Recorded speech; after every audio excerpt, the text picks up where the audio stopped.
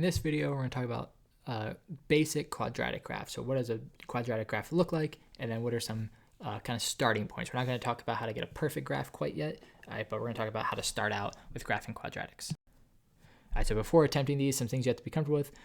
Graphing basic functions, so how do we graph functions? Function notation, how do I get inputs and outputs? And how to solve quadratic equations by factoring. All right, so the first thing to recognize is if we graph a quadratic equation, you can see all the equations that I'm graphing here, these different colors, all have that x squared. They're all quadratics. And you can see the shape of all of them is different but similar. All right, they're all different in terms that they're all in different places, but they all have this shape where it kind of just is just these two arrows with a turn in the middle, and this is called a parabola. All right, so the graph of every quadratic function is a parabola. So every single time you're graphing something that has that x squared, you know your graph is going to connect with one of these u shapes, even just like a normal u or an upside down u.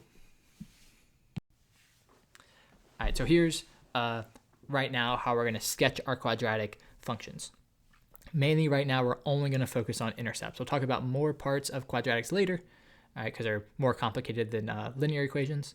All right, but for now, we're just focused on intercepts. So the first step is to find the y-intercept. All right, where my graph hits the y-axis, and I find that by just plugging in x equals 0. All right, this is the most straightforward part of pretty much any graph. Finding the y-intercept, just plug in x equals 0. Next is to solve the x-intercept, which is when my y value is 0. And we solve from our function notation discussion. If y equals 0, that just means you're setting your equation equal to 0 and finding the x values that'll make that equation true. That'll give you some intercepts, and maybe it'll look something like this.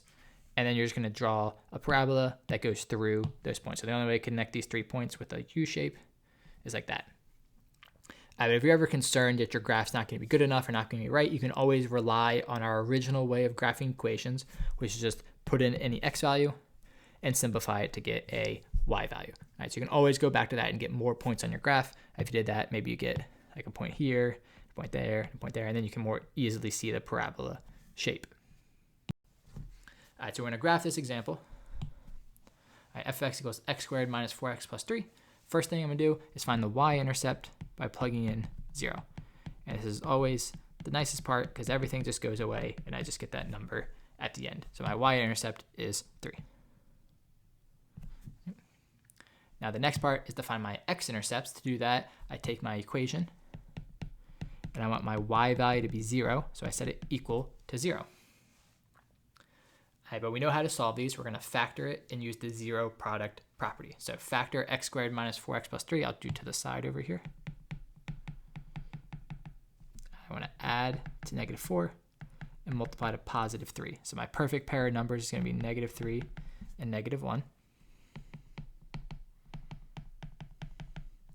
My first grouping, I can factor out an x. Second grouping, I can factor out a negative 1. And I get x minus 3 times x minus 1. So now I can go back and in my equation I'm trying to solve, rewrite the factored form for the quadratic and do the zero product property of splitting this up into its 2 pieces and getting 3 and 1 as my x-intercept. So right away I can put an x-intercept at 3 and an x-intercept at 1. So right away I've seen parabolas a lot, so I know the best way to connect these 3 points with a U shape, but maybe you don't know. So one thing you can do is always plug in some points. We have a point at 0, a point at 1, and a point at 3, so maybe we could plug in 2. Remember, that just means we're replacing all the x's with 2. 4 minus 8 plus 3, negative 4 plus 3 is negative 1. So when I plug in 2, I get negative 1, which is that point there. And now it might be more obvious to you what this U shape is going to look like. I come down through here and go back up through there. All right, but again, if those 4 points weren't enough, just keep plotting points until you can see that U shape. All right, that way you can get your graph as accurate as possible. All right, I'll do one more example. All right, first step, find our y-intercept. This is the nice part because everything tends to simplify pretty nicely, and I just get negative 3. And so right away I have my y-intercept. Next, I want to find my x-intercepts by taking my equation and set it equal to 0. I go to the side and factor this expression, add to 1, multiply to -6. My perfect pair is +3 and -2.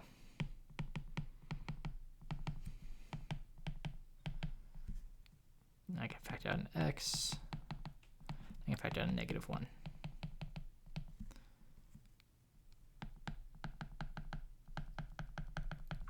All right, so I've factored that quadratic. Again, I know I do it quickly in this video, but if you need extra practice with factoring, just let me know. But I can take this and write it as 2x plus 3. This is x minus 1. And the reason I factor is because now I can use the zero product property of breaking this up into simpler pieces. On the left-hand side, subtract 3 from both sides first, then divide both sides by 2. On the right-hand side, just add 1 both sides. All right, so my x-intercept are 1 and -3 halves, which is -1.5. And again, if you need to, plug in more points. You could plug in 1, plug in 2, plug in -1, all these points just to kind of see what's happening. All right, and what we're going to end up getting is a parabola, looks something like this.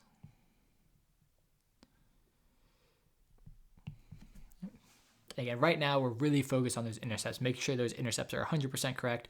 There's some things that you might get slightly wrong, like does this parabola go down farther, or does it go down even farther than that and look like this? All right, that stuff we don't quite know yet. As long as your parabola is going through your points, that yellow one completely missed the points.